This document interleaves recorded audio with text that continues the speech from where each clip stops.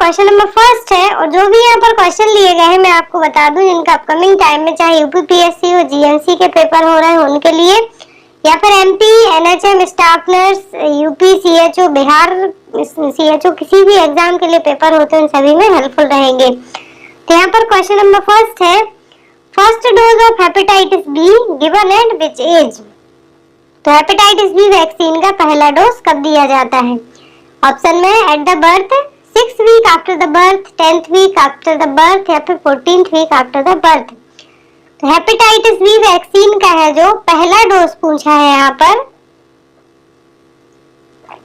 कब दिया जाता है? एट द बर्थ, जब बेबी बॉर्न होता है उसके बाद।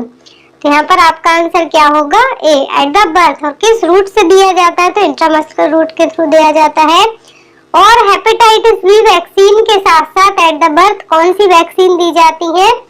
तो oral polio vaccine, BCG vaccine और हेपेटाइटिस बी वैक्सीन। आपसे एग्जाम में पूछा जा सकता है कि एट द बर्थ दी जाने वाली वैक्सीन कौन सी है, और एक्सेप्ट क्वेश्चन करके रख सकते हैं। तो आपको तीनों वैक्सीन याद रखना है जो एट द बर्थ दी जाती है। वो oral polio vaccine, BCG vaccine और हेपेटाइटिस बी वैक्सीन दिया जाता है।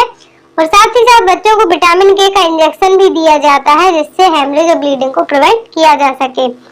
और जो हेपेटाइटिस बी वैक्सीन है, तो अब एट द बर्थ दिए जाने के बाद जो 6 वीक में पेंटावैलेंट वैक्सीन दिया जाता है उसमें ऐड कर दिया गया है। तो एवरी 4 वीक के गैप में 6 week, 10 week and 14th week में क्या होता है, जो पेंटावैलेंट वैक्सीन दिया जाता है फिर उसमें इसको ऐड कर दिया जाता है। क्योंकि पेंटावैलेंट वैक्सीन में जो 5 वैक्सीन है, DPT, diphtheria, pertussis, tetanus and hepatitis B and HIV, haemophilus influenza type B vaccine add कर दी जाती है। नेक्स्ट क्वेश्चन है यहाँ पर, what temperature is used for storage of Covishield and Covaxin. तो कोरोना के लिए जो वैक्सीन है, कोविशील्ड, कोवैक्सीन, स्पुतनिक भी, तो इन तीनों के लिए क्या स्टोरेज टेम्परेचर यूज किया जाता है? ऑप्शन में 20 degree Celsius, -20 degree Celsius, +7 degree Celsius, या फिर -18 डिग्री सेल्सियस। तो भारत में बनी हुई 2 वैक्सीन है, कोविशील्ड और कोवैक्सीन। तो इन दोनों का जो गैप है, मतलब कि फर्स्ट डोज 2 डोज दिए जाते हैं, तो पहला डोज दिए जाने के बाद जो सेकंड डोज है कब दिया जाए, एक क्वेश्चन आपको आ सकता है। मैं आपसे ऑलरेडी कह भी चुकी हूँ कई बार, जो रिसेंटली वीडियोस आपको बताए हैं। तो कोविशील्ड और कोवैक्सीन दोनों का स्टोरेज टेम्परेचर कितना होता है? तो दोनों को सेम टेम्परेचर पर स्टोर किया जाता है, तो वह 20 डिग्री सेल्सियस। कितना? 20 डिग्री सेल्सियस। और यहाँ पर जो अदर वैक्सीन है, जैसे कि 3 वैक्सीन जो भी रिसेंट में इंडिया में, कोविशील्ड, कोवैक्सीन एंड स्पुतनिक भी, तो इन तीनों का प्रोडक्शन अलग अलग कंपनीज में हो रहा है, ऐसा नहीं कि एक सेम कंपनी में बन रही। तो यदि जीके में आपको क्वेश्चन आता है तो ये आ सकता है कि कोवैक्सीन कौन बना रहा है। तो कोवैक्सीन का जो मैन्युफैक्चरिंग है वो तो रही है भारत बायोटेक में, बट इसको आईसीएमआर एंड भारत बायोटेक ने मिलकर बनाया है। इसका जो डोज दिया जाता है, फर्स्ट डोज देने के बाद जो सेकंड डोज के बीच का गैप होता है एटलीस्ट 4 to 6 वीक होता है। बट कोविशील्ड के लिए जो ड्यूरेशन दिया जाता है फर्स्ट डोज के बाद सेकंड डोज में 84 डेज का टाइम दिया जाता है। दोनों का स्टोरेज टेम्परेचर सेम है, दोनों के 2 डोज दिए जाते हैं। और हो सकता है कि आने वाले टाइम में इंडिया में मॉडर्ना, फाइजर वैक्सीन भी आ जाए। फाइजर वैक्सीन का यदि स्टोरेज टेम्परेचर पूछते हैं तो होता है -70 डिग्री सेल्सियस। इसीलिए एट द टाइम अभी भारत में फाइजर वैक्सीन नहीं आई है, क्योंकि टेम्परेचर के कारण इतना -70 डिग्री सेल्सियस पर स्टोर करना इंडिया में उतना इजी नहीं रहेगा। नेक्स्ट है यहाँ पर, excess of body fat stored in which part of the body. तो हमारी बॉडी का जो एक्स्ट्रा फैट होता है वो कहाँ पर स्टोर होता है? ऑप्शन में एडिपोज टिश्यू, लिवर, इंटेस्टाइन या फिर कनेक्टिव टिश्यू। तो बॉडी का जो एक्स्ट्रा फैट होता है कहाँ पर स्टोर हो जाता है? तो ये होता है एडिपोज टिश्यू में। और जो सबसे ज्यादा एडिपोज टिश्यू होते हैं कहाँ पर होते हैं? एब्डोमेन में। तो एब्डोमेन लेयर में आपने देखा होगा, जो भी ओबीज और फैटी लोग होते हैं उनका आपने पेट बढ़ा हुआ देखा होगा। तो जो एडिपोज जो एक्सेस फैट होता है हमारी बॉडी का, तो कहाँ पर जमते जाता है? एडिपोज टिश्यू में। यहाँ पर आपका आंसर क्या आएगा? A, adipose tissue. Next question है यहाँ पर, what is the function of B lymphocytes. 2 type की लिम्फोसाइट्स होती हैं, बी एंड टी। तो बी लिम्फोसाइट्स का फंक्शन पूछा है यहाँ पर। ऑप्शन में provide cell mediated immunity, humoral immunity, reception of transplanted organ and removal of antigen in acute inflammation. तो यहाँ पर जो बी लिम्फोसाइट्स का मेन फंक्शन होता है वो होता है ह्यूमरल इम्यूनिटी प्रोवाइड करवाना। जैसे ही आपकी बॉडी में कोई infective organ, infective agent enter होता है तो आपकी बॉडी से जो सबसे पहले एक्टिवेट होगी वो बी लिम्फोसाइट्स होती हैं। तो बी लिम्फोसाइट्स का मेन फंक्शन क्या है? ह्यूमरल इम्यूनिटी प्रोवाइड करवाना। नेक्स्ट है यहाँ पर which molecule can not cross the blood brain barrier. तो कौन सा मॉलिक्यूल है यहाँ पर जो ब्लड ब्रेन बैरियर को क्रॉस नहीं कर सकता? बाकी सभी क्रॉस कर सकते हैं किसी एक को छोड़कर। ऑप्शन में सोडियम, पोटेशियम, प्रोटीन या फिर यूरिया। तो ब्लड ब्रेन बैरियर को क्रॉस कौन नहीं कर पाएगा? तो वो होगा यूरिया। बाकी सभी ब्लड ब्रेन बैरियर को क्रॉस कर सकते हैं बट यूरिया है जो ब्लड ब्रेन बैरियर को क्रॉस नहीं कर पाएगा। नेक्स्ट है यहाँ पर rice water stool is the characteristics of. Rice water stool है किसका कैरेक्टरिस्टिक फीचर है, मतलब कि किस डिसीज में देखने को मिलेगा राइस वाटर स्टूल? ऑप्शन है चिकनगुनिया, मलेरिया, कोलेरा या फिर येलो फीवर। तो इस सभी यहाँ पर कम्युनिकेबल डिसीज दी हुई है। तो राइस वाटर स्टूल किसका फीचर है? कोलेरा का। कोलेरा किसके द्वारा होता है? विब्रियो कोलेरा नाम के बैक्टीरिया के द्वारा। तो जो राइस वाटर स्टूल किसका फीचर हो गया? कोलेरा का। पी सूप स्टूल भी आपसे पूछा जा सकता है तो किसका? टाइफाइड और एंथ्रेक्स फीवर का।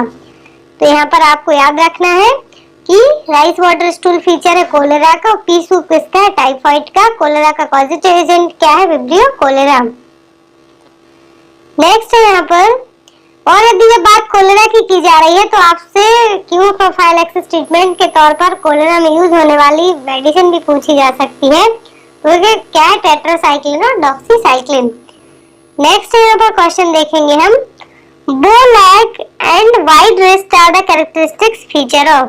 तो bow leg and wide wrist किस डिसीज में देखने को मिलेंगे?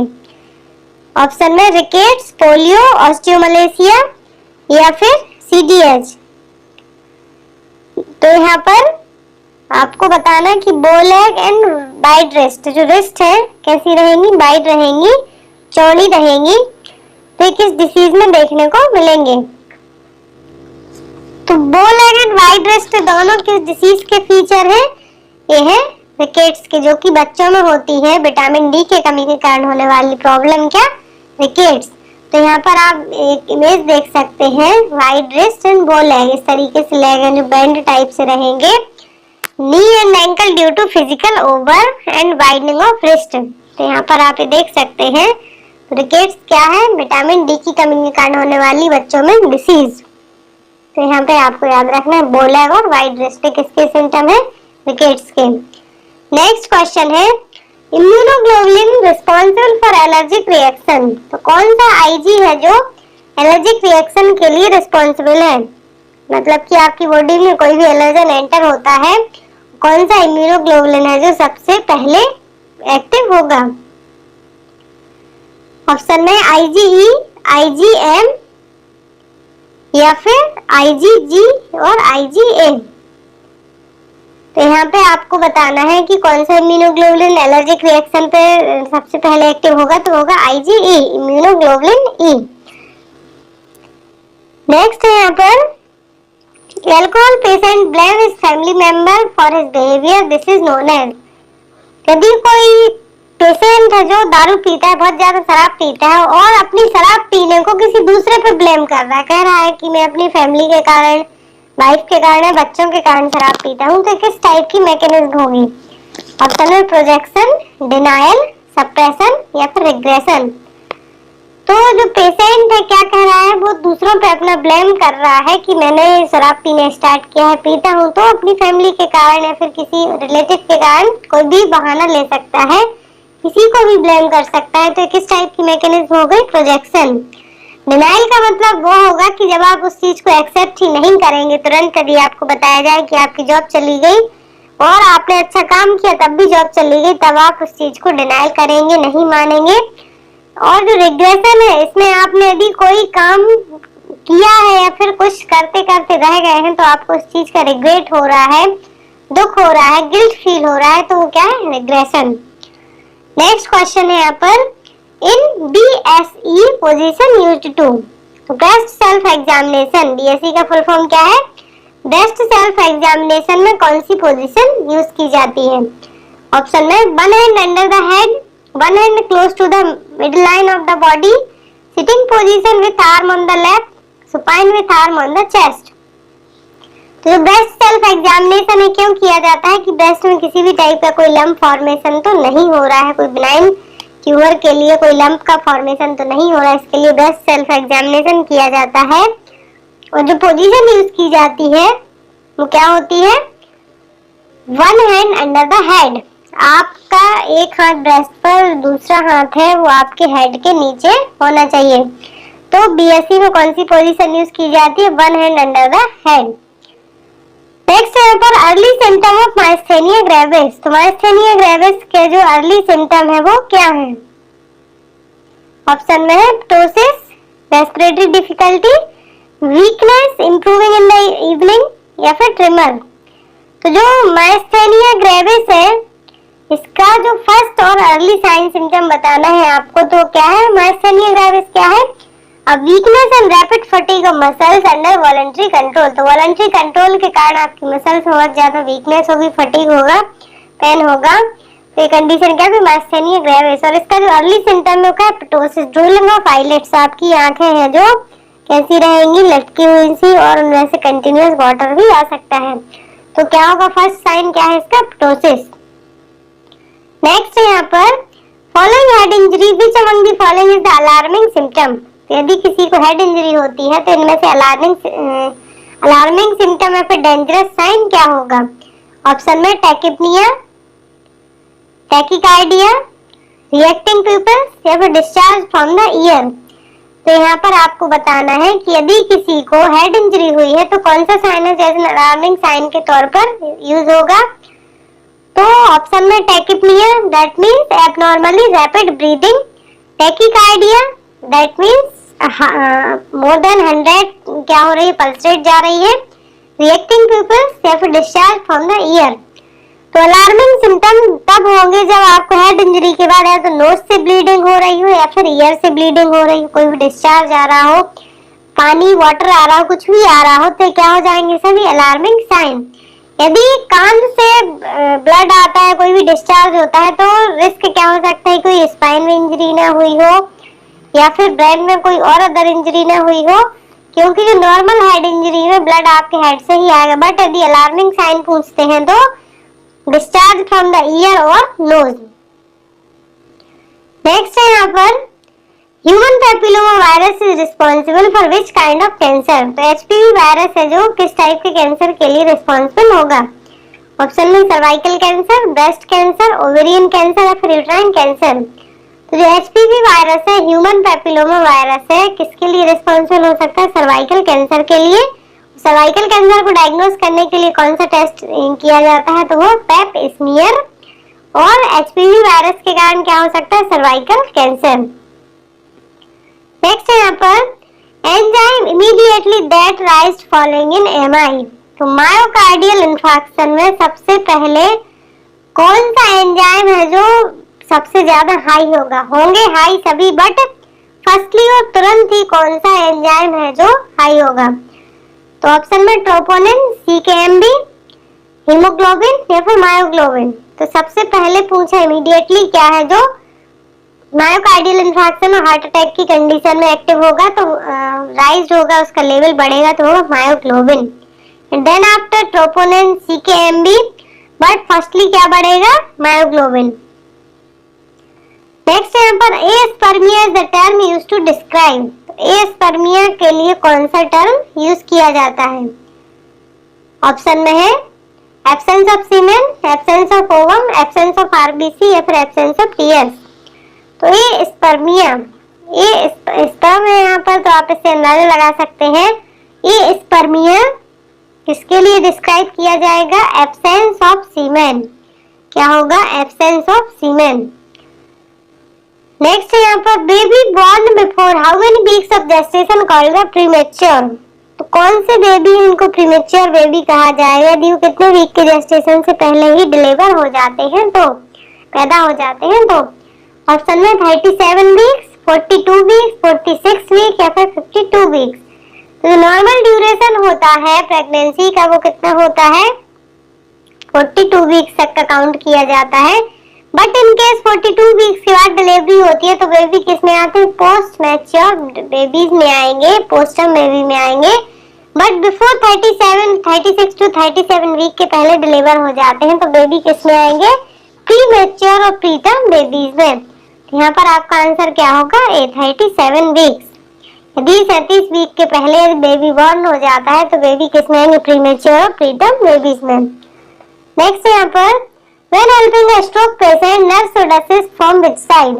यदि आप किसी स्ट्रोक पेशेंट की हेल्प कर रहे हैं तो आप उसको किस साइड से पकड़ेंगे, असिस्ट करेंगे? ऑप्शन में 1 week side, 1 strong side, from behind या फिर फ्रॉम द बैक।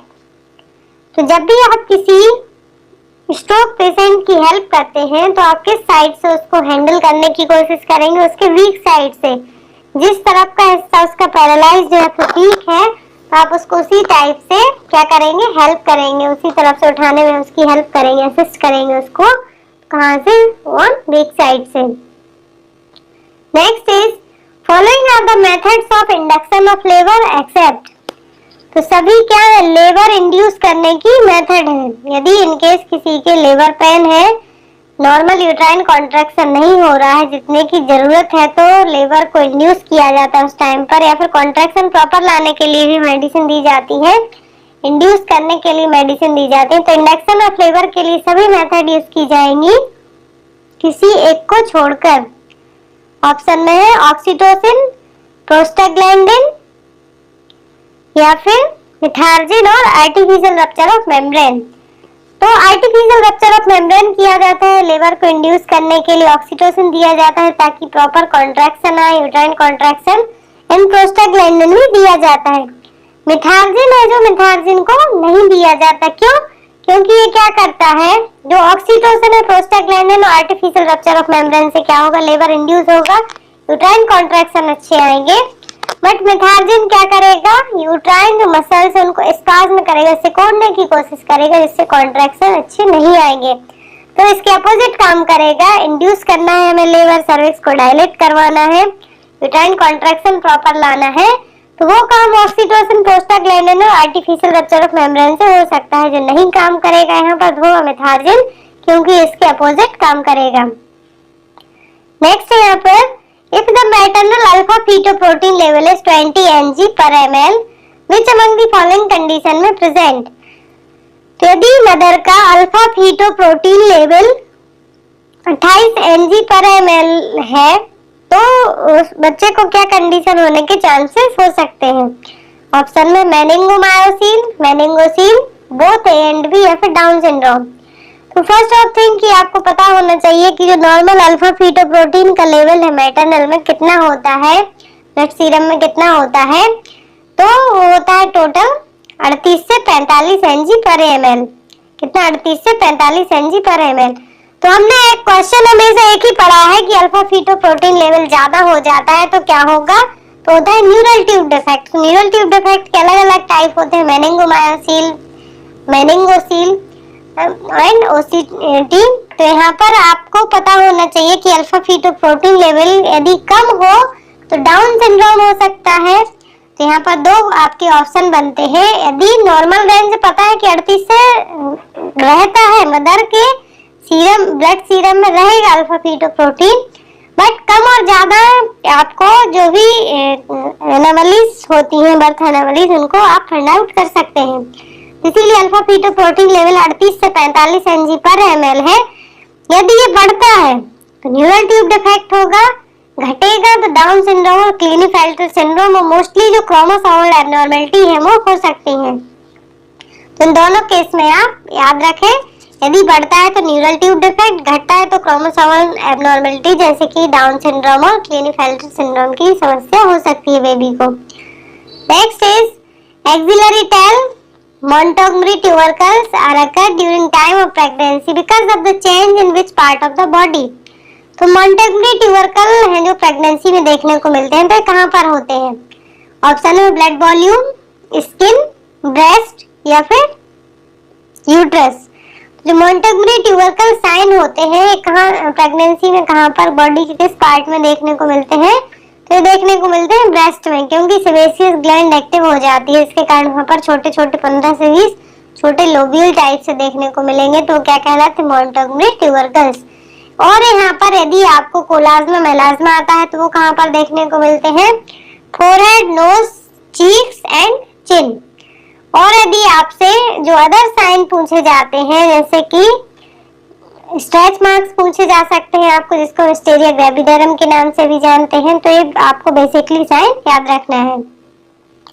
नेक्स्ट है यहाँ पर missed abortion is also known as, missed abortion का दूसरा नाम क्या है? ऑप्शन में septic abortion, silent miscarriage, inevitable abortion या फिर कंप्लीट अबॉर्शन। मिस्ड अबॉर्शन के लिए दूसरा नाम यूज किया गया है वो है साइलेंट मिसकैरेज, क्योंकि मिस्ड अबॉर्शन में क्या होता है कि डेड फीटस है, इवन वो यूट्रस में ही रह जाएगा, उस टाइम पता भी नहीं चलेगा, तो इस कंडीशन को क्या कहा जाता है, साइलेंट मिसकैरेज और साइलेंट अबॉर्शन। यहाँ पर ये देखिए अबॉर्शन जनरली 2 टाइप के होते हैं, स्पॉन्टेनियस और दूसरे इंड्यूस, जो आप या तो थेराप्यूटिक डॉक्टर की एडवाइस से करवाए जा सकते हैं या फिर क्रिमिनल, जो आप कभी कभी ऐसे केस में अबॉर्शन करवाया जाता है कि डॉक्टर एडवाइस करेगा, बट कभी कभी क्रिमिनल तरीके से भी जबरदस्ती फोर्सफुली भी करवाए जा सकते हैं, तो क्रिमिनल में आ जाते हैं। तो स्पॉन्टेनियस में अलग अलग टाइप होते हैं, थ्रेटेंड, मिस्ड, इनवाइटेबल को कंप्लीट, इनकम्प्लीट भी आ जाते हैं, हैबिचुअल भी आ, तो अलग अलग टाइप होते हैं अबॉर्शन के, बट मेनली 2 टाइप होते हैं, spontaneous and induced abortion. Next है यहाँ पर what is the appropriate weight of the placenta to the baby at term। तो यहाँ पर प्रोपोर्शनेट पूछा है कि प्लेसेंटा का वेट है जो बेबी के वेट से किस टर्म में सही रहेगा, 1/2, 1/8, 1/6 या फिर 1/10। हमने पढ़ा है कि जो एट टर्म प्रेगनेंसी में प्लेसेंटा का वेट बेबी के वेट से कितना होता है, 1/6, तो यहाँ पर सेम है, कितना होगा, 1/6। नेक्स्ट है यहाँ पर type of pelvis in which the feature are heart shaped, brim, narrow fore pelvis and sciatic notch with prominent ischial spine, suprapubic angle is 90 degree, less than 90 degree. तो यहाँ पर हार्ट शेप किस type की pelvis का brim है जो कैसा heart shape है, fore pelvis and sciatic notch कैसी है, प्रोमिनेंट है स्चियल स्पाइन तक, और सुप्राप्यूबिक एंगल कितना है, लेस देन 90 डिग्री। ऑप्शन में गायनेकॉइड, एंड्रॉइड, एंथ्रोपॉइड या फिर प्लेटिपॉइड। तो जो यहाँ पर पेल्विस का डिस्क्रिप्शन बताया गया है, किस टाइप की पेल्विस होती है, मेन में पाई जाने वाली पेल्विस, और जो मोस्ट फेवरेबल पेल्विस होती है नॉर्मल डिलीवरी के लिए वो होती है गायनेकॉइड। तो यहाँ पर किस टाइप की पेल्विस है, एंड्रॉइड पेल्विस। देखिए यहाँ पर राउंडेड होती है, गायनेकॉइड होगी, एंथ्रोपॉइड होती है ओवल शेप, एंड्रॉइड होती है ट्रायंगुलर हार्ट शेप, एंड प्लेटिप्लॉइड कैसी होती है, ओवल शेप। इनकी जो इनलेट है इस तरीके से होगी। नेक्स्ट है यहाँ पर a nurse is caring for a patient with swine flu, which medicine is the best to treat the swine flu patient। यदि एक नर्स किसी स्वाइन फ्लू के पेशेंट को ट्रीट कर रही है तो कौन सी मेडिसिन है जो बेस्ट और जो मेन मेडिसिन होगी स्वाइन फ्लू पेशेंट को ट्रीट करने के लिए। ऑप्शन में एसाइक्लोविर, ओसेल्टामिविर, एडिनोविर या फिर रेमडेसिविर। तो जो मोस्ट कॉमनली जो स्वाइन फ्लू के ट्रीटमेंट के लिए ड्रग यूज की जाती है, ड्रग ऑफ चॉइस है, वो क्या है, ओसेल्टामिविर या फिर टेमीफ्लू। क्या है, ओसेल्टामिविर या फिर टेमीफ्लू। नेक्स्ट है यहाँ पर a pregnant woman should visit the antenatal clinic twice a month in which of the following month। यदि कोई प्रेग्नेंट वुमेन एंटीनेटल क्लिनिक पर 1 महीने में 2 बार विजिट करती है तो किस महीने में करेगी। ऑप्शन में 9 मंथ, 8 मंथ, 7 मंथ या फिर 5 मंथ। तो एंटीनेटल क्लिनिक पर यदि कोई प्रेग्नेंट वुमेन 1 महीने में 2 बार जाती है, एवरी 2 वीक जाती है, तो कौन से महीने में जाएगी, 8वें महीने में। तो यहाँ पर आपका आंसर क्या होगा, बी, 8 मंथ। तो स्टार्टिंग में एवरी वन मंथ में एक बार जाएगी, 28 डेज में एक बार जाएगी, 4 वीक में। बट इन 8 मंथ में जब 8वां महीना चलेगा तो एवरी 15 डेज में जाएगी, वीक जो 2 वीक है उसमें एक बार जाएगी। और जब 9 मंथ चलेगा तो एवरी वीक जाएगी। नेक्स्ट क्वेश्चन आप लोगों के लिए, इसका आंसर आप लोग कमेंट बॉक्स में देना। Recommended dose of vitamin A supplements to be administered orally once in every 6 months for 3-year-old child. Question है यहाँ पर विटामिन ए सप्लीमेंट का कितना डोज है जो ओरल दिया जाएगा 3 साल के बच्चे को, जो कि हर 6 महीने में दिया जाना है, तो कितना डोज दिया जाएगा? ऑप्शन में 10,000 आयु, 50,000 आयु, 1 लाख आयु या फिर 2 लाख आयु। इसका आंसर